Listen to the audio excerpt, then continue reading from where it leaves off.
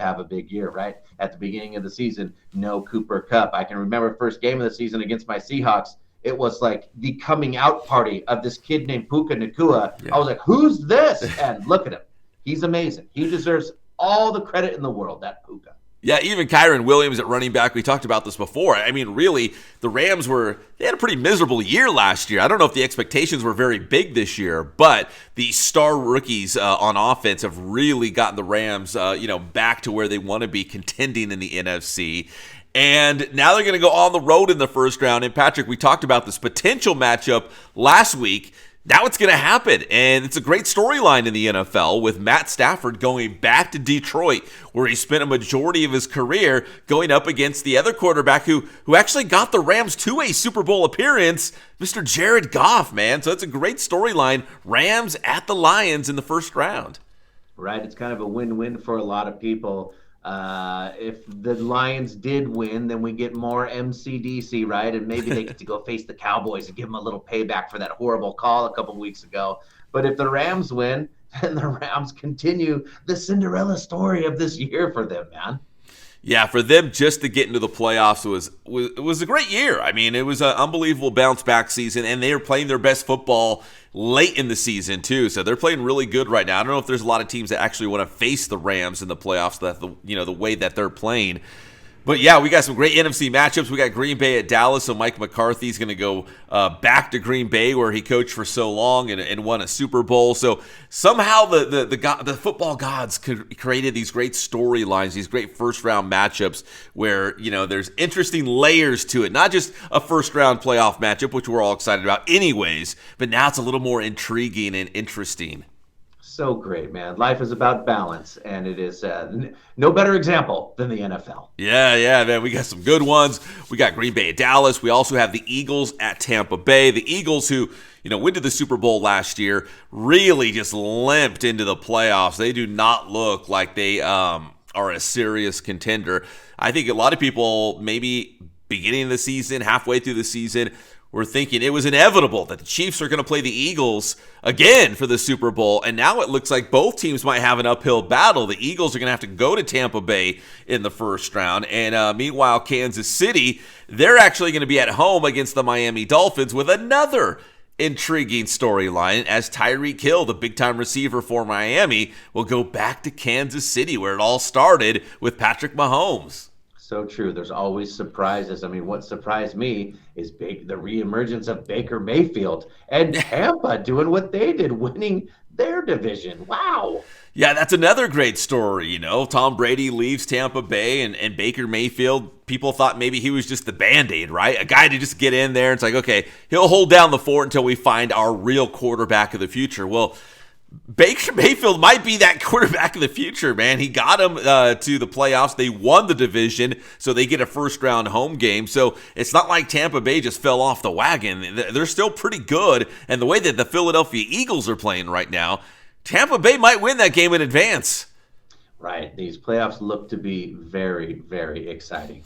Yeah, you know what? Tampa Bay was really a great story, the way they were able to finish with Baker Mayfield and win the division and get into the playoffs. I think equally impressive was the Houston Texans. The Houston Texans were not supposed to make the playoffs. They were not supposed to win their division. I think most people would say that the Jacksonville Jaguars were better. The Indianapolis Colts were better. I think everybody in the division were supposed to be better than the Houston Texans. But the Houston Texans won their division with their rookie quarterback, the pride of Rancho Cucamonga, C.J. Stroud, who, they go on the road. They beat the Colts in Indianapolis and pair that with a Jacksonville loss, and they're your champions in the AFC South. I love it. Our very own C.J. Stroud. And he proves so many things, man. On paper, this, that. I mean, I'll never forget his quote. Well, he scored low on the test. And finally, he just looks and says, look, do you want a good test taker or do you want a football player? And he goes out and he proves it. Love it. Yeah, that was a great quote. And he backed it up. He backed it up this season. He was easily the best rookie this year, especially offensively.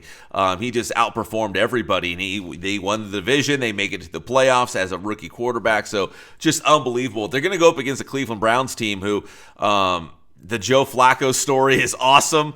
From out of nowhere, I don't know what he was doing, but probably sitting on his couch or, just chilling out. But that's a great story. And Cleveland's got a really good defense, so that is not an easy out. I kind of like Cleveland in that game, even though they have to go on the road to the Texans in the first round. Well, they can run the ball, and they have a tough defense, and they have Flacco. So, I mean, they have the formula. You know our formula. The Rams have that formula, too. Yeah. No, you're exactly right. And Joe Flacco's been there, man. Remember, he did it with Baltimore. Like, he you know what I mean? Like, he's proven, he's battle-tested. So, that's an interesting story. You got the old guy, Joe Flacco, who's been around the block, and the new guy, C.J. Stroud, who came from out of nowhere to get I'd say a mediocre Texans team all the way to the playoffs and a division championship. So, there are some intriguing games. Oh, the Steelers and Bills. That was the one other playoff game in the first round that we not mentioned yet. Steelers against the Bills. Pittsburgh just sneaking in to the playoffs at the 12th hour. So now they're going to go on the road to Buffalo, who is the number 2 team in the AFC. We got Baltimore number 1. And then Buffalo number 2. They either were not going to make the playoffs or they're going to be the number 2 seed. They beat Miami last night in Miami, and now they're the second seeded team in the AFC.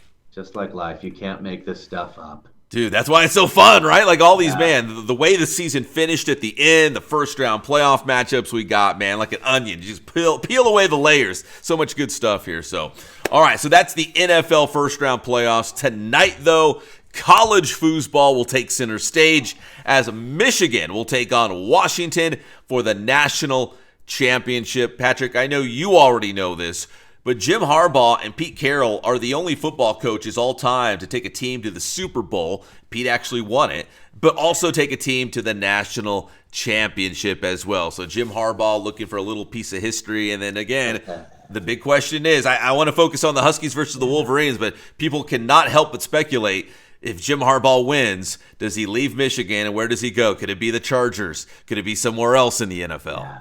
I love this because I'm a Monday hater. So when Monday Night Football comes around, it always makes me super happy because it gives me something to look forward to. And then now Monday Night Football is over. But we do have this game tonight. So for me, it's kind of one last Monday Night Football. And you're right. I had a friend teasing me, Pete Carroll and Jim Harbaugh, they're the only ones to go to the Super Bowl and to the national championship. I was like, yeah. But Pete won both of them. Yeah. There's a big difference there. Nevertheless, you're right. Let's see what happens in this game. Can University of Washington continue their unbelievable story and tie off a great up note with the Pac-12, or does Jim Harbaugh do what he does? And then we get to hear if he's coming to the NFL or not.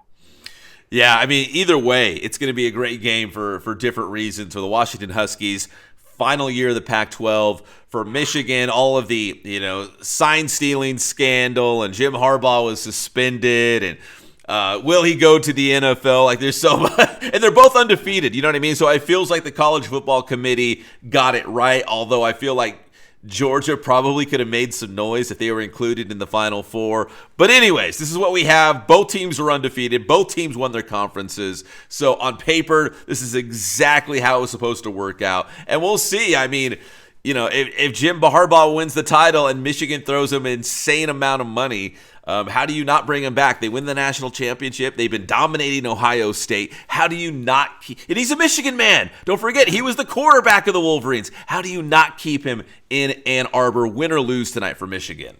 It's funny. I mean, the regular season's coming to an end. College football is going to be over, but we're going to be talking about football for a long time. That's kind of the beauty of when we talk to Pep on Thursday. We're going to know a lot more. Right? In college football for sure. And then stuff's going to start coming out with the NFL and into the NFL playoffs. Yeah, the playoffs, Patrick, and the coaches too. We saw the Falcons fire their coach last night. It is Black Monday, so expect some other head coaches to be let go later today. It just is what it is. When he was all butthurt about getting Arthur Smith, I'm talking about that touchdown getting scored. Yes. I was like, he does not care. He's getting fired. You know what I mean? He was gone. Hours later, gone. So, yeah, there's going to be more today. No doubt. Unbelievable. Pep, we'll talk to you on Thursday to get all caught up on more of sports news. Tell them how to get your stuff. Yes, sir. Until Thursday, head on over to Inland Sports all over Facebook, Instagram, Twitter, and the Inland Sports YouTube channel. That's Inland Sports. Thanks, Pep.